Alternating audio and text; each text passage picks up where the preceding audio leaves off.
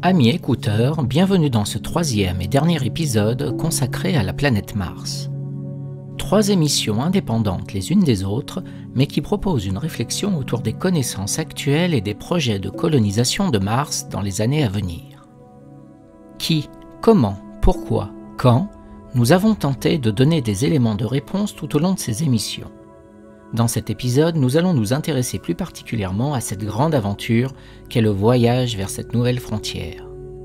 En sommes-nous capables dès aujourd'hui? Quelles sont les contraintes que l'humanité se doit de dépasser pour espérer un jour poser un pied sur Mars? Amis écouteurs, bienvenue dans ce 13e épisode de Timelapse. Mars a toujours été un attracteur étrange pour l'homme. De par son éclat, sa couleur et sa trajectoire parfois rétrograde le long du zodiaque dans le ciel, cette petite planète s'est distinguée par son fort symbolisme du dieu de la guerre, Arès, celui-là même qui apporta le désordre, le chaos et la mort, mais aussi la victoire et la gloire. Cette attirance pour la planète Mars, on la retrouve dans toutes les civilisations et à toutes les époques. Rien d'étonnant qu'aujourd'hui encore, elle attise toutes les convoitises. La question concernant la vie dans l'univers a eu des hauts et des bas dans l'histoire des sciences. Tantôt pluriel, tantôt singulier, l'univers s'est vidé au fil des époques des entités le peuplant. Dans l'Antiquité, personne ne doutait de l'existence d'êtres supérieurs vivant dans les étoiles. Les cosmogonies remplies de dieux en sont une preuve flagrante. Mais par la suite, le caractère divin attribué à l'homme a réduit toutes ces peuplades à l'état de vide interstellaire. Si l'homme a été conçu par Dieu et se trouve être sa créature, son unique créature, cela présuppose une place centrale dans l'univers. Ainsi, il ne peut y avoir d'autre élu, et toute personne remettant en cause cette place prépondérante dans l'univers est de suite perçue comme un hérétique. Giordano Bruno, en 1600, en fera les frais en finissant au bûcher après avoir publié son célèbre livre « De l'infini, de l'univers ou des mondes », dans lequel il remet en cause l'unicité de notre système solaire et promeut une pluralité de mondes. Le siècle des Lumières confortera cette tendance à la multiplication des systèmes stellaires par sa scission entre le monde sans cesse renouvelé des sciences et le monde figé et dogmatique de la religion. Concernant Mars, un pas important est franchi en 1877 avec Schiaparelli qui découvre ce qu'il appellera des canelli sur Mars, c'est-à-dire des canaux, ou plutôt des chenaux. Il est alors à noter que la grande majorité des savants acquiescent et saluent la qualité d'observation de l'astronome italien. Mars vient de se peupler d'une entière civilisation, à même de creuser de gigantesques chenaux visibles même depuis la Terre. D'autres auteurs ne s'arrêtent pas à Mars, comme Camille Flammarion dès 1875, qui propose une vision de notre système solaire débordant de vie où chaque planète héberge une civilisation modelée par les conditions d'habitabilité de celle-ci. Flammarion esquisse un profil de chaque peuplade en fonction des connaissances scientifiques de l'époque de la planète considérée. C'est le début du XXe siècle qui mettra un frein à cette belle rêverie poétique de la multitude de mondes habités. L'univers lentement se dépeuple et l'homme se trouve seul au centre d'un nulle part, un milieu entre rien et tout, pour paraphraser Blaise Pascal. Depuis, l'homme cherche, l'homme écoute, il sonde l'univers, et celui-ci ne lui renvoie qu'un silence infini, seul et unique écho de cette quête ancestrale. Alors, nous écoutons encore plus loin. Nous portons notre regard au-delà de notre propre perception et espérons un signe, un faible signal qui, même noyé dans le bruit de fond des radiotélescopes, serait à même de nous redonner la force de poursuivre cette recherche.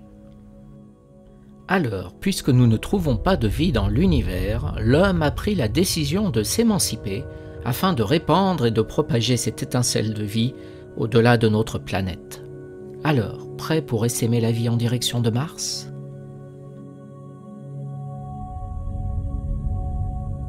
Un voyage définitif vers Mars comporte 3 étapes essentielles. Le décollage, le trajet entre les 2 planètes et la phase de freinage et d'atterrissage, d'amarcissage devrais-je dire. Intéressons-nous à ces 3 étapes dans le détail afin d'entrevoir les nombreuses contraintes à résoudre avant d'envisager une telle mission. S'arracher du sol terrestre dans l'optique d'aller sur Mars, cela revient à envoyer entre 500 et 1000 tonnes d'équipement pour une mission habitée vers Mars.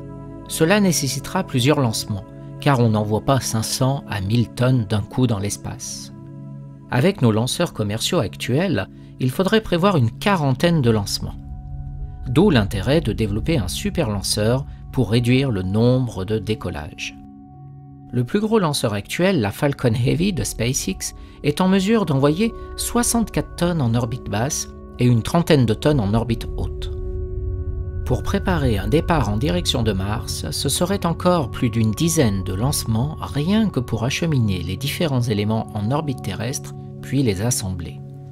Rien que cette phase préparatoire risque de prendre un temps considérable. Si nous sommes optimistes, et en prévoyant 2 mois entre chaque lancement, il faudra environ 2 années pour préparer en orbite le départ vers Mars. De plus, le coût reste astronomique, bien que SpaceX soit une compagnie spatiale low cost.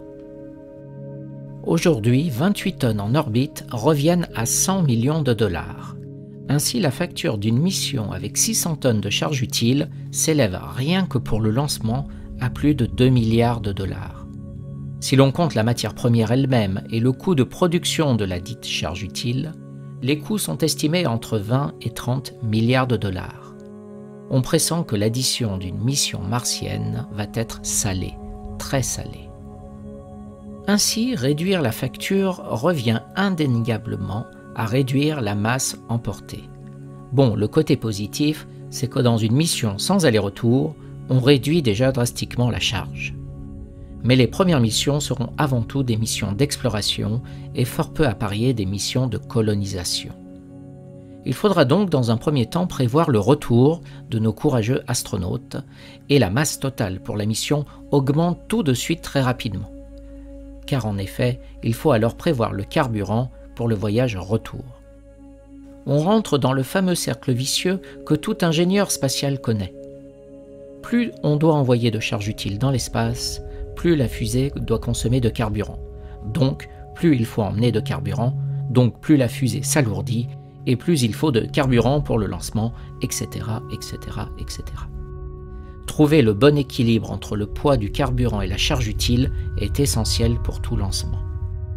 Alors, imaginez le dilemme. Prévoir un aller-retour suppose d'emmener lors du décollage tout le carburant pour le retour.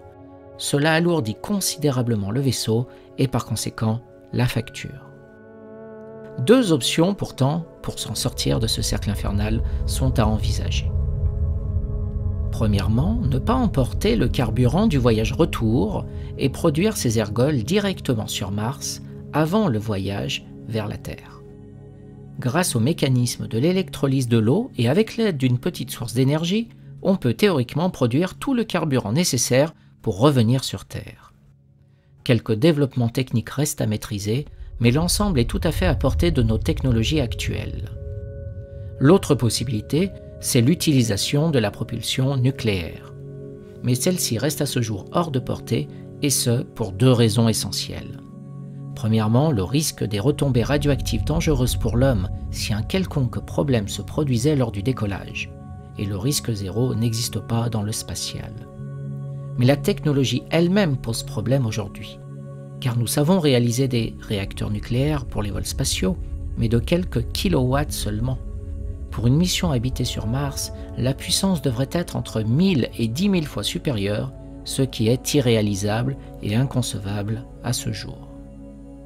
Ainsi, la première proposition de fabriquer le carburant directement sur Mars pour la mission retour est l'option envisagée comme étant la plus réaliste aujourd'hui et permettant de réduire le coût de la facture.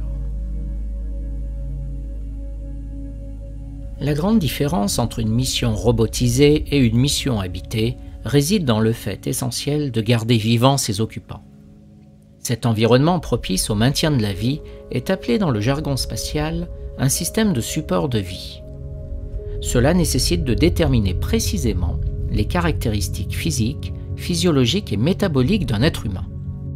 Le système de support de vie, appelé communément ECLSS, pour contrôle de l'environnement et système de support de vie, doit maîtriser sans défaillance les apports en air, en eau, en alimentation et évacuer dans le même temps tous les rejets de l'organisme, qu'ils soient solides, liquides ou gazeux. Les expériences réalisées dans la Station spatiale internationale permettent de tester un ECLSS en grandeur réelle, même si la station dépend de la Terre pour des réapprovisionnements périodiques, en hommes, en eau et même en air. Le voyage sur Mars devra se faire en autonomie stricte, sans aucune aide possible, ni ravitaillement à court terme, d'où l'importance de la fiabilité d'un tel système de survie. Rien que le contrôle de l'atmosphère dans un module habitable pendant plus de 500 jours est un véritable défi. Le CLSS doit fournir de l'oxygène aux êtres humains. La quantité peut varier, mais ne doit pas descendre en dessous d'une certaine valeur, sinon c'est la perte de connaissance, voire la mort. Dans le cas où l'oxygène est en trop grande proportion, cela est moins grave, dans la mesure où notre organisme gère sans difficulté ce trop. L'organisme a moins besoin de respirer dans ce cas et permet de ralentir le rythme respiratoire. D'ailleurs, pensons à nos malades sous oxygène lors de détresse respiratoire. Le seul véritable danger, c'est l'incendie. Une atmosphère trop riche en oxygène favorise la combustion et si une étincelle fait son apparition, c'est tout le module qui se met à flamber. Les malheureux astronautes de la mission Apollo 1 en ont fait les frais, ce qui a conduit la NASA à revoir le pourcentage d'oxygène dans les capsules spatiales. À l'origine, on utilisait de l'oxygène pur. Puisque l'atmosphère d'un vaisseau ne peut pas comporter que de l'oxygène, il lui faut lui rajouter des gaz neutres comme celui qui compose notre air sur Terre, de l'azote ou de la vapeur d'eau. Ces gaz inertes ont la fonction de réaliser une pression suffisante dans le vaisseau, car ce paramètre, la pression atmosphérique, est un élément fondamental. On ne peut survivre dans une capsule dépressurisée. Mais qui dit pression dit aussi température. Le système de survie doit réguler la température qui doit idéalement se situer entre 18 et 27 degrés.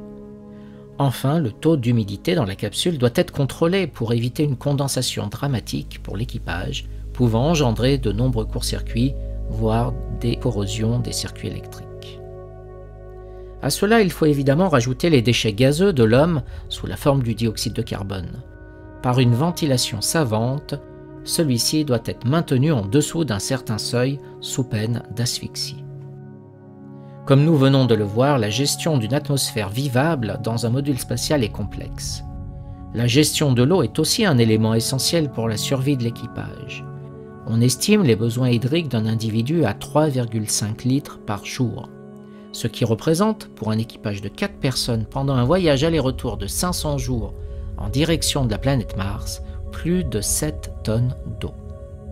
Il est important, pour réduire ce poids, d'utiliser des systèmes de retraitement des eaux usées. La Station spatiale internationale utilise un tel système et permet de réduire de plus de 40% la consommation d'eau. Un calcul de l'association Planète Mars estime à plus de 8 tonnes de nourriture nécessaire pour un voyage de 500 jours. On utilise actuellement de la nourriture déshydratée, mais cela ne pourra pas suffire à long terme. Sur Mars, il faudrait cultiver ce qui peut pousser, et ce n'est pas gagné. Le film Seul sur Mars nous montre les difficultés de faire pousser de la nourriture sur Mars. Mais avant de cultiver sur Mars, il faudra se nourrir le temps du trajet entre la Terre et Mars. Que peut-il pousser dans le vaisseau spatial? Eh bien, pour répondre à ces questions, les astronautes dans la Station spatiale internationale travaillent à développer une agriculture dans l'espace et certains végétaux et légumes s'en sortent très bien. D'ailleurs, la première laitue a été produite et mangée dans la Station spatiale le 10 août 2015. Des projets d'impression 3D sont en cours. La première pizza en impression 3D comestible a été façonnée dès 2014 en 70 secondes. Côté goût, des efforts sont encore à faire. Si nos astronautes sont chouchoutés dans la Station spatiale internationale, où ils composent avant leur départ leur menu avec des grands chefs, Thierry Marx par exemple pour Thomas Pesquet, il est fort à parier que nos explorateurs en direction de Mars ne dîneront pas à une table 3 étoiles à chaque repas. Les simulations d'environnement clos indépendants, comme Biosphère 2 de septembre 1991 à janvier 1993, ou la simulation Mars 500 qui a confiné pendant 520 jours 6 hommes du 3 juin 2010 au 4 septembre 2011 par exemple, ont permis de comprendre que l'autonomie complète est un mécanisme difficile et complexe à atteindre en raison de nombreuses interactions entre les différents systèmes. De nombreuses autres simulations ont été réalisées ces 10 dernières années un peu partout dans le monde. Elles ont été conduites dans des environnements extrêmes différents les uns des autres, sous l'eau, dans un désert, au fond d'une grotte, en Antarctique, dans des sous-marins, lieux confinés par excellence. L'objectif étant d'apprécier de manière détaillée les difficultés du vivre ensemble. Mais la vision globale, holistique, manque et manquera toujours à toutes ces simulations. Même préparé, le passage de la simulation à la réalité sera le grand test. Pourra-t-on vivre, ou plutôt survivre 500 jours lors d'un voyage aller-retour vers Mars? Au-delà des aspects psychologiques et des difficultés techniques et technologiques, deux véritables dangers guettent nos explorateurs: les radiations ionisantes et l'absence de gravité.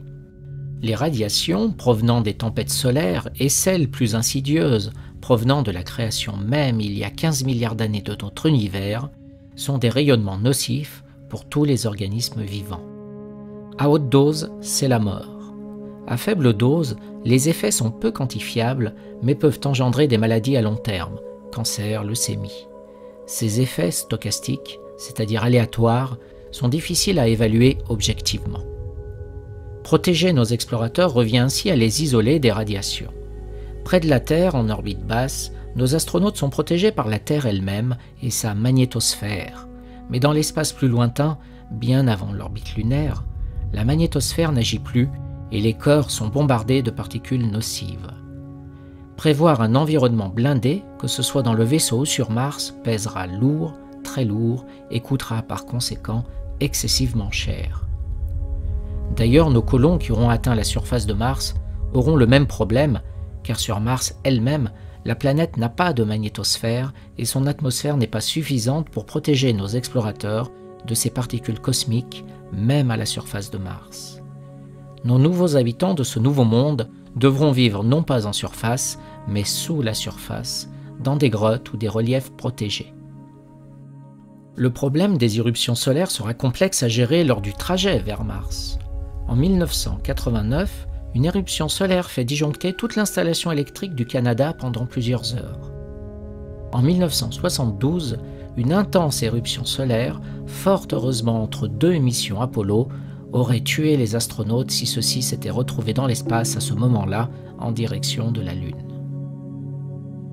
Concernant l'absence de gravité, le plus simple serait de recréer une gravité artificielle pendant le trajet, une gravité de 0,38 G, ce qui correspond à la gravitation martienne. Pour cela, il suffit de mettre en rotation le vaisseau afin que son mouvement circulaire engendre une force assimilable à une gravité. Un film comme 2001, l'Odyssée de l'espace, a très tôt présenté cette solution technique. En revanche, laisser nos astronautes dans un espace sans gravité est possible quand on vise la Lune, une semaine tout au plus de voyage, mais impossible pour Mars qui nécessite 500 jours. Sans un entraînement quotidien sportif et intense, les conséquences sur l'organisme tout entier se font rapidement ressentir.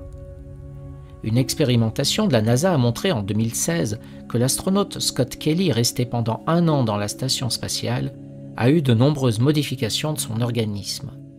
Déformation du tissu cérébral, affaiblissement du squelette et des os qui sont moins sollicités, atrophie des muscles, pression intraoculaire pouvant amener à une cécité partielle voire totale, affaiblissement cardiaque car le cœur fait moins d'efforts, modification de la réponse immunitaire. Bref, pour faire court et pour reprendre les propos de Serge Brunier, célèbre journaliste spécialiste de l'astronomie, nous sommes entièrement construits autour de la gravitation. En l'absence prolongée de celle-ci, les effets sur l'organisme sont terribles. La dernière phase, c'est le freinage et l'amarcissage. Lorsque nos explorateurs arriveront au voisinage de la planète Mars, la dernière étape consistera à ralentir et à réussir à se poser à la surface sain et sauf. Cette étape de freinage est à ce jour le moment que nous maîtrisons le mieux. Non pas que nous la réussissions à chaque tentative, mais les succès récents des rovers Curiosity en 2012 et Perseverance en février 2021, pour ne citer que ces 2 missions, ont montré le savoir-faire de la NASA à ce jour, et que la mission soit habitée ou non ne changera pas énormément le process pour se poser à la surface de Mars. Au regard de tout ce que l'on vient d'énoncer, il est clair qu'une mission martienne couronnée de succès n'est ni pour aujourd'hui ni dans un avenir proche. Certains rêveurs proposent des dates avec un horizon très court, entre 2024 et 2030. Cela est de bonne guerre, car c'est en se fixant des objectifs irréalisables que l'homme se dépasse et se transcende. Rêvons, car le rêve est le carburant de notre progrès technologique. Certains rêvent de transformer la planète Mars elle-même pour la rendre vivable. Il s'agit de la terraformation. Mais là, les spécialistes ne parlent plus en dizaines d'années, mais en milliers d'années, pour recréer une atmosphère respirable, permettre un réchauffement de la température et une augmentation de la pression atmosphérique propice à la présence d'eau liquide à la surface. Finalement, à bien y réfléchir, à moyen terme, la solution n'est pas forcément dans la transformation de la planète, mais peut-être dans la transformation même de l'homme. Grâce au progrès génétique, nous serons dans les siècles à venir peut-être plus en mesure de modifier l'organisme humain afin de l'adapter à une vie sur Mars. Car transformer l'humanité peut paraître pour certains plus fantastique que transformer une planète, mais des 2 possibilités, c'est de loin ce dont nous sommes le plus capables aujourd'hui. Amis écouteurs, j'espère que ce triptyque sur le thème de la planète Mars vous aura permis d'entrevoir de nouveaux horizons et de mieux comprendre les multiples facettes de ce petit bijou que l'homme ambitionne de conquérir pour les temps futurs. Quant à nous, je vous dis au mois prochain pour notre dernier épisode.